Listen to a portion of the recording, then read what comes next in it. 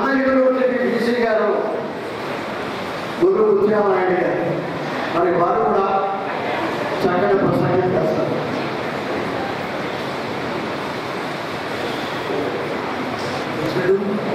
సభాధ్యక్షుడు రామ విదేశ్వర సంఘ గారికి, రాఘవేంద్రరావు గారికి, మరి దంపతులకు, పెద్దలు, ఇతరుల శ్రీ దాంట్లో కుర్చి వెంకటరాజు గారికి ఈ సమావేశాన్ని చేసి అందరికీ నా నమస్సు మాట్లాడారు. ఈరోజు వారికి 75 సంవత్సరాలు పూర్తయిన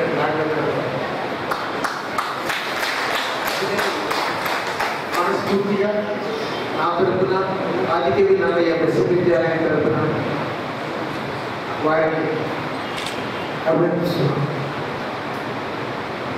సాధారణంగా రిటైర్మెంట్ అనేసరికి పదవి విరమణ అయిపోయేసరికి ఇంకా చాలా మనం ముసలిబాలను అయిపోయాము.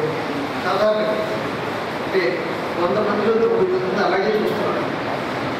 రిటైర్మెంట్ అయిపోయి చాలా కష్టపడ్డాను, ఉద్యోగం చేశాను, ఇక్కడ ఆ చింతని చోటింది అనుకున్న వాళ్ళు చూశాను ఎక్కువ మంది.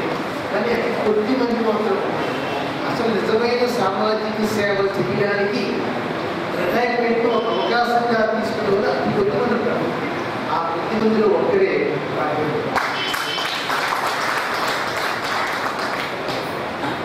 మీరందరినీ చూస్తుంటే నాలో ఉత్సాహం వస్తుంది.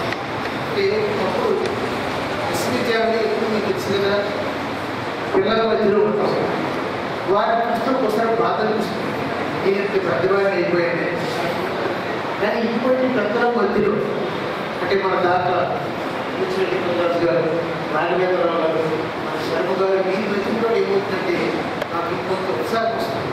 ఎందుకంటే ఇంకా నేను చేయవలసింది చాలా ఉంది. ఈ వయసులోనే వాళ్ళు అప్పుడు చేస్తుంటే నేను ఎంత చేయాలి ఒక్కసారి నాకు వస్తుంది. వాళ్ళు మాకు ఇంత స్ఫూర్తి ప్రదానం అందరూ కూడా రాజధాని నుంచి కూడా చూస్తున్నారు. ఎందుకంటే ఉండేది కూడా వాటి రాష్ట్రం ఎంత సేవ చేస్తూ ఏది కూడా వ్యాపారం కూడా చూడకుండా ఎక్కడ చూసినా వాళ్ళు సేవ కనిపిస్తున్నారు. అలా రాఘవేంద్రరావు గారు చూడండి, ఈ వయసులో కూడా ఇంతటి మంచి పుస్తకాన్ని, ఎందుకంటే ప్రజలకు నచ్చేది కాదు, ప్రజలకు అవసరమైన సాధారణంగా ఏం చేస్తున్నారంటే చాలా మంది చూడండి, రాసుల కోసం, కోరికలు తీర్చుకోవడం కోసం, లేకపోతే వృద్ధుల కోసం, సమాజానికి కావాల్సిన వస్తుంటారు చాలా 100 మందిలో 99 మంది. కానీ వాటికి ఏది లెక్క చేయకుండా, ఎవరికి భయపడకుండా, ఏది ఆశించకుండా సమాజానికి అవసరమైంది ఇచ్చే వాళ్ళు మాత్రం చాలా తక్కువ మంది. ఆ తక్కువ మందిలో ఎంతో రాగలుగుతారు. చదువుతుంటే నాకు అర్థమైంది ఏంటంటే ఆయన ఎవరిని లెక్క చేయకుండా సమాజ హితం కోసం, సమాజం బాగుపడాలని ఉద్దేశంతోనే రాష్ట్రాన్ని నాకు అనిపిస్తుంది. ప్రతి విషయం కూడా ఎక్కడ చూసి ఏ పేజీలో చూసినా ఆ సమాజ హితం అనేది కనిపిస్తుంది. రాయడానికి చాలా ప్రేమ శాస్త్రాలు కూడా కావాలి, సహనం కావాలి.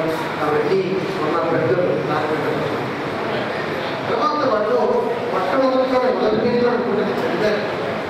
నాకు కనిపిస్తుంది. ఎందుకంటే మిత్రులు ఎవరికైనా సరే పని ఉంటారు కూడా చాలా నమ్మకం ఉంటుంది. ఎప్పుడైతే విజ్ఞానం, ఎప్పుడైతే అహంకారం కూడా సమపాల్లోనే పెరుగుతూ ఉంటుంది. కానీ వాళ్ళు నాకు చెప్పండి వాళ్ళ చెప్పిన పుస్తకం మొదటి పేజీలోనే మాట్లాడతారు.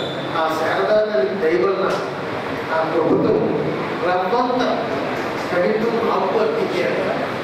ఎంత రవ్వంత మన ఎక్కడ గర్వం లేకుండా కవిత్వం అర్పించి అనొచ్చు, అలా లేదు, రవ్వంత కవిత్వం అర్పించారు. అంటే అక్కడ ఆయన గౌరవంలో పెళ్లి కనిపిస్తుంది. నాకు ఆ శక్తిని చదివినప్పుడు రాజేంద్రరావు గారు నాకు అక్కడ జ్ఞాపకం వచ్చింది. మీకు కూడా తెలిసి ఉంటుంది రాసింది. అది నిజంగా పలికిన